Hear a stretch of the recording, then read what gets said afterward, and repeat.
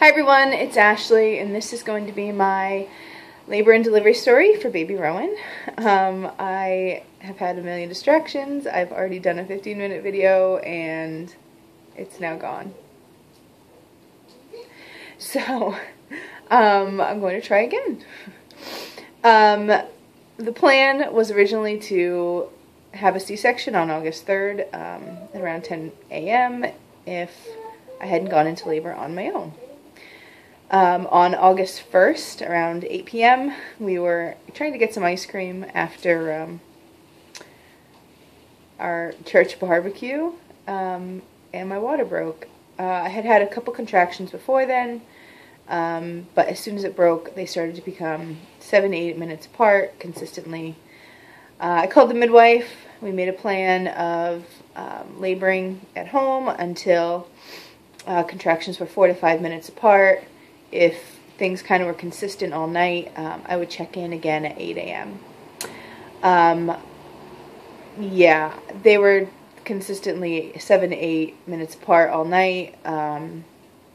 Really painful, obviously. I got very, very little sleep, maybe 2 hours. And at 8 a.m. I checked in with the new midwife that was on call. She advised me to try and take some Tylenol PM or Benadryl, something that would make me tired, trying to get some rest. And hopefully that would, if I relaxed and was able to sleep, then that would bring my contractions closer together. So from about 8 a.m. to 10 a.m., I rested. I took a nap. My husband went and got my son. We had sent him off to a friend's house just in case something happened in the middle of the night where we needed to go. So he went and got him. He got home around 11:30. My mom arrived from New Hampshire around 11 a.m. So she was here for my son, and as soon as my husband got home, I said, my contractions have become 4 to 5 minutes apart. So obviously that rest helped, and so we had to head off to the hospital. We got there around like 12:15. We checked in, went to triage.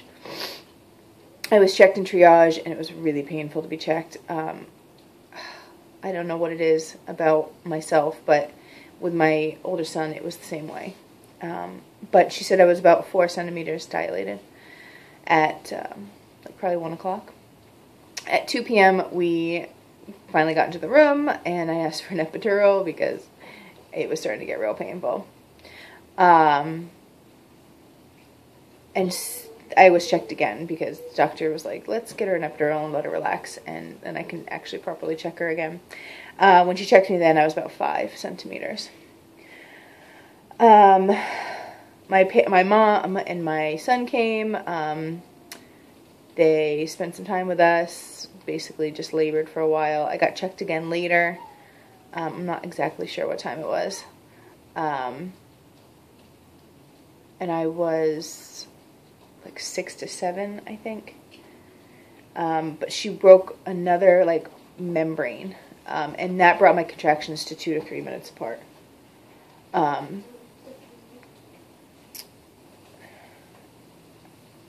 At some point, I noticed that the epidural had stopped working in a certain area. They came in and said that the baby doesn't really like you on your back. Can we move you to your side? So I went onto my right side. And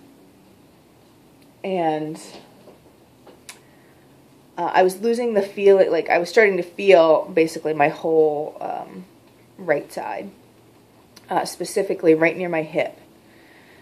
And it was like a radiating pain that would happen, intensely during the contraction, but wouldn't go away in between the contractions either. So they came and gave me a boost of the epidural, and there was a button to push. The button did nothing, I don't think. I could feel the medicine go through whenever I pushed it, but it never helped. In the end, I got 5 of these boosts because the epidural kept stop working in that spot. At 10:15, I started pushing. I I pushed for about 2.5 hours. I pushed on my back, I pushed on my side, I pushed with like a railing at the end with a sheet attached to it, and I was like pushing my legs off of it. When the epidural was working, it wasn't so bad.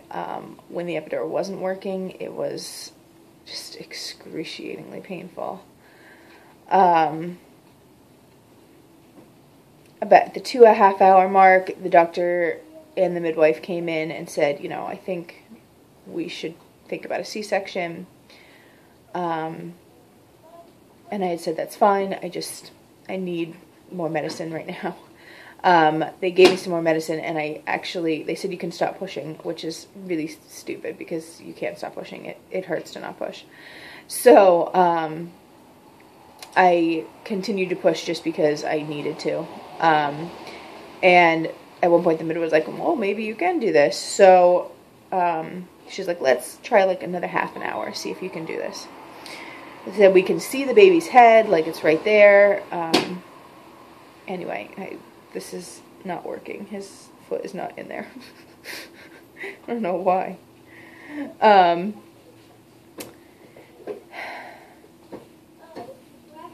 Half an hour later came, and I had been pushing, and he wasn't coming out. So they said that we think that maybe the baby is a big baby and has its shoulders are caught on like your pelvis or something. So they brought me into the OR at 2:25 a.m. He was born, and they discovered that he had the cord wrapped around his neck 3 times. So he wasn't coming down because of that, and obviously the C-section was very necessary. He was born, he let out a little cry. His cry is still not that strong. He has kind of a meh cry. But he weighed 8 pounds, 2 ounces, and he was 22 inches long. He's a very long boy. My son, Finn, was born at 8 pounds, 3 ounces, and 21.5 inches long. So I obviously have very standard type of baby of long and lean. They're so cute. I think he's probably done eating, so I can show you him. Hey. Hey. He's 1 week old as of yesterday. C-section recovery has been really hard. With my son, we lived in an apartment, and I didn't have to go up and down stairs. I was told to only go up and down the stairs once or twice a day. It's kind of impossible. And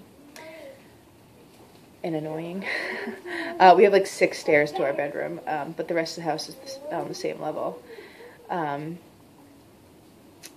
It's just hard. It's emotionally hard. It's physically hard. Thankfully, he has been an amazing breastfeeder. Like, the kid just knew exactly what to do. I'm trying to think. Postpartum bleeding is almost pretty much stopped, basically. I still have to watch out for my incision. I have an appointment next week, on next Monday. Rowan had his first week appointment yesterday. He is weighing 8 pounds, 3 ounces, so he is back up to and beyond by 1 ounce his birth weight. So obviously the breastfeeding is working. Let's see. He slept great last night, knock on wood.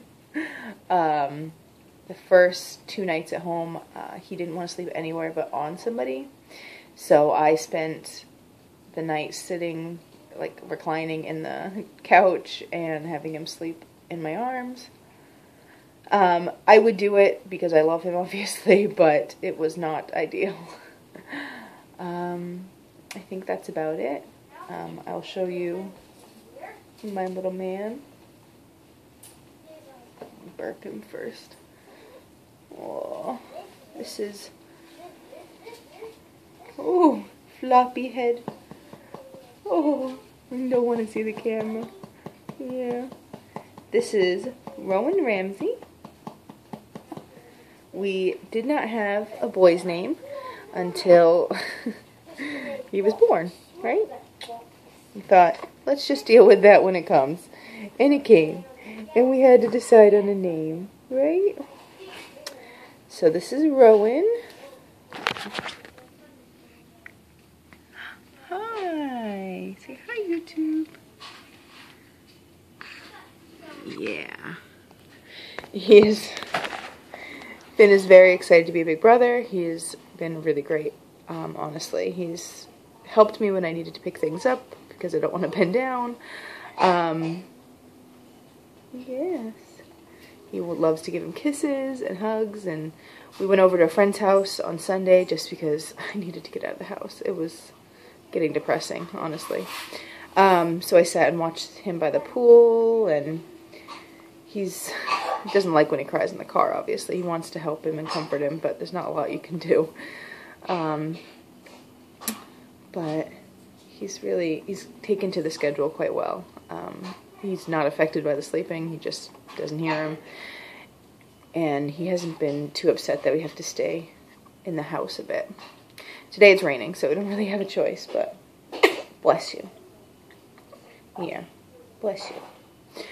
But, so far, other than some postpartum crying sessions, just because we're all alone here. And my mom had to go home the day I got out of the hospital. So that was it made me upset. And Dave is going back to work. He's actually already there for a meeting. He has a group meeting with his job. But he's going back officially on Thursday for the whole day. I know, I don't want him to either.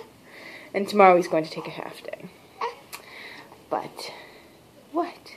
What do you want to see? Do you want to see everything? Huh? Okay, well, that's it. You say goodbye without crying? Yeah. Okay, have a good day, everyone. Bye.